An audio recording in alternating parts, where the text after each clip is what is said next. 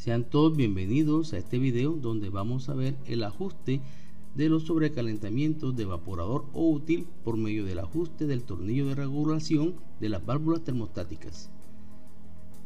Por eso vamos a comenzar este video analizando los efectos del tornillo de regulación en el sobrecalentamiento útil o de evaporador. En este caso vamos a ver los detalles de una válvula de expansión compensada interna cortesía de la empresa Danfoss, donde vemos sus partes. Aquí tenemos el bulbo sensor, aquí tenemos el capilar, aquí tenemos el diafragma, aquí tenemos el tornillo de regulación, el vástago de la válvula, aquí tenemos el orificio, aquí tenemos un resorte, el cual hace parte del mecanismo de la válvula. Y ahora a continuación vamos a analizar qué es lo que sucede cuando nosotros enroscamos o desenroscamos el tornillo de regulación. Entonces en este caso vamos a darnos cuenta que si el tornillo de regulación se enrosca, aquí lo tenemos, véanlo. Hay que aclarar que esta es una válvula de expansión externa, la tomamos como ejemplo para ver el tornillo de regulación y por tanto seguimos aquí nuestro video. Hemos dicho que si el tornillo de regulación se enrosca, entonces vamos a ver cómo sería el enrosque de él. Aquí tenemos un destornillador y giramos el mismo en sentido horario como estamos observando aquí. Entonces cuando este caballero lo estamos enroscando, simplemente este tornillo de regulación se desplaza hacia adentro de la válvula como estamos viendo en esta flecha y ejerce presión sobre el resorte como estamos viendo aquí. Por tanto el resorte va hacia su presión, va hacia arriba a tratar de contrarrestar el movimiento que hace el diafragma, que su función es simplemente la de desplazar el vástago hacia abajo. Por tanto, con esta acción lo que estamos haciendo es que elevamos el vástago de la válvula y por esta razón el vástago deja de presionar el punzón, con lo cual obtenemos un menor flujo de refrigerante. Entonces esa es la consecuencia que tenemos nosotros cuando estamos enroscando aquí el tornillo de regulación de la válvula. Repetimos, simplemente presionamos para que el resorte suba aquí el vástago y este deje de presionar aquí al orificio. Por tanto se acorta o se reduce el flujo de refrigerante.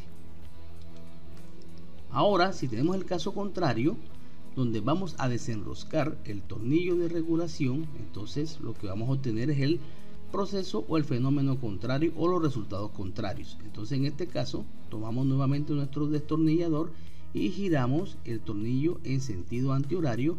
Entonces por efecto de este movimiento, simplemente ahora el tornillo de regulación va a desplazarse hacia afuera y por tanto va a liberar la presión sobre el resorte y por tanto el vástago de la válvula va a bajar con una mayor facilidad, debido a que la función de este resorte es contrarrestar la presión aquí del diafragma. Pero al yo liberar con este movimiento la presión sobre el resorte, simplemente el diafragma encuentra mayor facilidad para desplazarse hacia abajo y por tanto punza aquí al orificio y mayor flujo de refrigerante vamos a encontrar hacia el evaporador.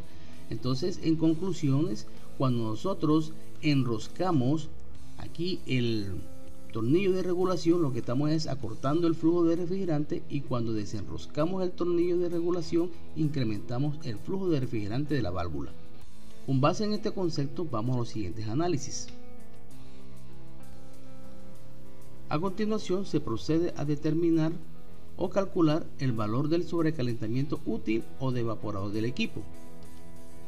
Para ello, nuestro primer paso consiste en medir la presión de succión del sistema y, con el tipo de refrigerante en una tabla de presión-temperatura, obtener la temperatura de evaporación del equipo o la temperatura de rocío en caso que utilice mezclas. Entonces para ello vemos aquí que tenemos una presión de 15 psi y nos vamos a la tabla de presión-temperatura, con lo cual encontramos que nuestra temperatura de evaporación para este refrigerante 134A es de menos 9.48 grados Celsius y ya la tenemos aquí predeterminada. Ahora en nuestro segundo paso vamos a tomar un termómetro de contacto y se procede a medir la temperatura del refrigerante a la salida del evaporador en la tubería de succión, tal cual como estamos viendo aquí. Ahora se nos pueden presentar tres situaciones. La primera situación que se nos puede presentar es que tengamos un sobrecalentamiento útil normal Este puede estar entre los 3 y los 7 grados Celsius, depende del equipo y la condición de operación.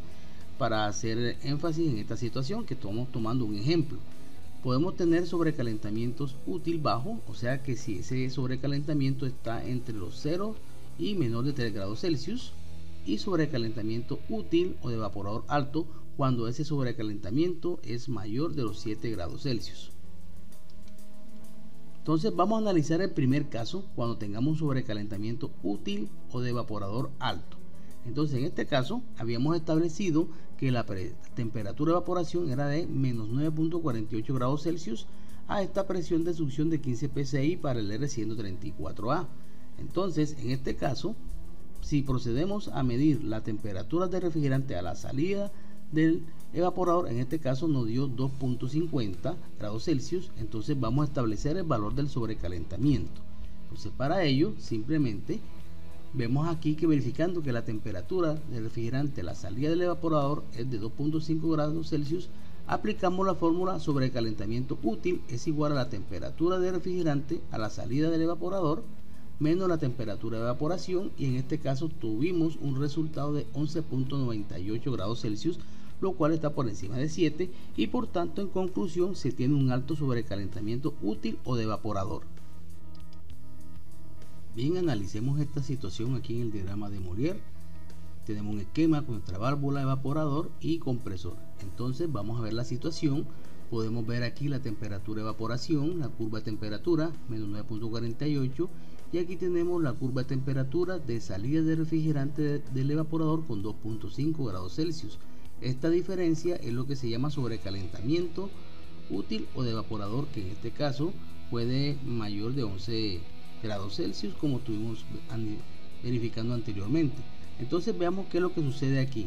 En este caso se observa que como que en el sistema hay poco flujo de refrigerante, por tanto todo ese refrigerante líquido se va a evaporar completamente en el evaporador, sobre todo en las primeras tuberías. Por tanto las últimas tuberías van a tener refrigerante en estado de vapor, por tanto vamos a tener aquí un calor sensible, el cual no aprovecha mucho la absorción de calor. Entonces podemos vean estas tuberías donde tenemos la presencia de vapor refrigerante.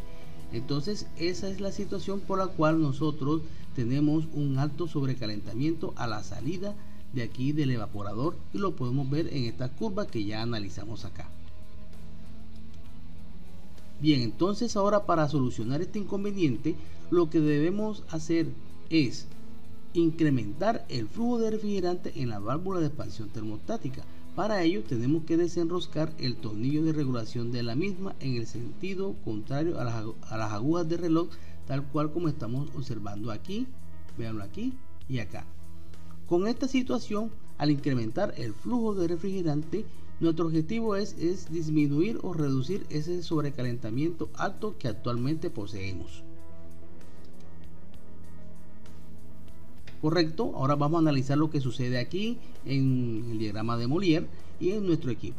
Correcto, entonces ahora vamos a darnos cuenta que cuando hicimos nosotros el ajuste de la válvula desenroscando el tornillo de regulación, se va a tener una mayor presencia de flujo de refrigerante en el evaporador, tal cual como estamos observando aquí. Mírenlo, mírenlo, aquí, aquí, aquí. Entonces vamos a ir viendo presencia del líquido refrigerante en las tuberías del evaporador, con lo cual se va a reducir el sobrecalentamiento de evaporador, y por tanto vamos a verlo aquí en esta gráfica. Actualmente tenemos esta situación, y ahora con ya el ajuste hecho en la válvula nos vamos a dar cuenta que vean los puntos cómo se trasladan. Entonces, ¿qué sucede? Se va a reducir la temperatura de refrigerante a la salida del evaporador, se va a reducir la temperatura de refrigerante a la entrada del compresor, que es el punto E, y por tanto vamos a ver que se va a reducir aquí también la temperatura de descarga del compresor. Observen que estas curvas o estas líneas se trasladaron hacia la izquierda, y esos son los efectos que tengo cuando reduzco los sobrecalentamientos de evaporador. Ahora vamos a ver un segundo caso en el cual tenemos un bajo sobrecalentamiento útil o de evaporador. Entonces aquí recordemos que seguimos manteniendo nuestra presión de succión en 15 PCI-G, lo cual tenemos una temperatura de evaporación de menos 9.48 grados Celsius, pero en este caso nuestro termómetro aquí vamos a registrar que la temperatura del refrigerante a la salida del evaporador es de menos 8 grados Celsius. Por tanto, vamos a ver aquí nuestro cálculo ahora cómo queda nuestro sobrecalentamiento útil, y lo vemos que nuestro sobrecalentamiento útil aquí vamos a expresarlo aquí con la temperatura salida de evaporador menos temperatura de evaporación, nos va a dar un valor de 1.48 grados Celsius. Por tanto, tenemos un sobrecalentamiento útil o de evaporador bajo. Entonces vamos a analizar ahora la situación que tenemos con esta condición. Resulta y acontece que al tener un valor de sobrecalentamiento bajo, lo que se nos está diciendo aquí el evaporador es que nuestro sistema tiene un exceso o bastante flujo de refrigerante, como estamos viendo aquí. O sea que casi prácticamente todas las tuberías están llenas aquí. Entonces solamente veanlo aquí al final hasta donde llega el refrigerante líquido. Vean, prácticamente casi saliendo el evaporador con ese sobrecalentamiento tan bajo que tenemos. Entonces en algunos equipos es posible que si el sobrecalentamiento es muy bajo o alrededor de cero, tenemos el riesgo que no llegue refrigerante líquido al compresor, pero en ciertos diseños de equipos. Entonces nuestro objetivo ahora consiste en ajustar ese flujo para evitarnos ese inconveniente. Vemos aquí en nuestro diagrama de Mollier, veanlo aquí, ahora tenemos qué consecuencias. Aquí tenemos la temperatura de evaporación, la curva de temperatura. Vemos que la temperatura de refrigerante en el punto D o salida del evaporador está prácticamente juntas. Veanlo aquí, vean que el sobrecalentamiento entre las dos es bastante bajito. Y aquí tenemos la salida o disculpen, la entrada de refrigerante al compresor. Entonces esta es la curva que sería el punto E. Vean aquí que es una que se redujo bastante y tenemos una temperatura de descarga baja en el compresor que sería el punto F. Entonces vamos a ver qué es lo que el ajuste que debemos hacer para corregir o aumentar este sobrecalentamiento.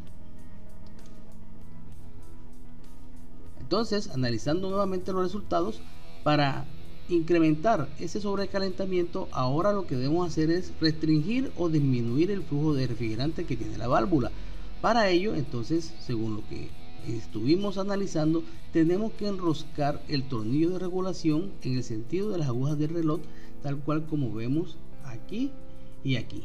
Entonces con eso vamos a restringir el flujo y ahora vamos a ver qué es lo que va a suceder en nuestro sistema. Correcto, aquí tenemos la situación que tenemos actualmente con sobrecalentamientos bajos. Entonces simplemente cuando ya terminamos de hacer el ajuste de la válvula, nos vamos a dar cuenta que va a haber un retroceso o de la presencia de líquido refrigerante en el evaporador, porque simplemente estamos disminuyendo el flujo en el mismo. Entonces lo que se va a observar es esto, mírenlo aquí, miren, hasta aquí más o menos. La idea es que la mayoría del evaporador quede con refrigerante líquido y solamente los últimos tramos o los dos últimos tramos tengan presencia de vapor refrigerante. Entonces vean cómo retrocedió aquí la presencia del líquido refrigerante. Por tal razón simplemente ya yo tengo aquí un comportamiento diferente. Entonces vean lo que va a suceder aquí con nuestra situación. Ahora mismo acá en el diagrama de Mollier se nos va a presentar lo siguiente. Vamos a tener un desplazamiento de los puntos D y E hacia la derecha. Entonces simplemente el punto D, que estaba con una baja temperatura, al tener un sobrecalentamiento se me va a desplazar hacia la derecha, hacia esta nueva curva que tenemos aquí de temperatura.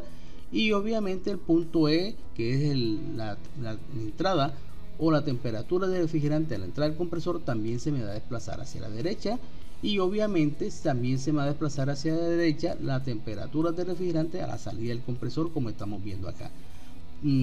Realmente los sobrecalentamientos altos no son buenos, porque vean que estoy teniendo temperaturas altas de descarga del compresor, y por eso es que es bueno tenerlos controlados o regulados, y eso ya lo vimos en otro video. Pero eso es lo que sucede cuando yo comienzo a restringir el flujo de una válvula. Simplemente estoy corriendo los puntos del D y el E, así como el F, que son las temperaturas de refrigerante a la salida del evaporador, temperatura de refrigerante entrada del compresor y temperatura de refrigerante salida del compresor hacia la derecha, incrementando sus valores.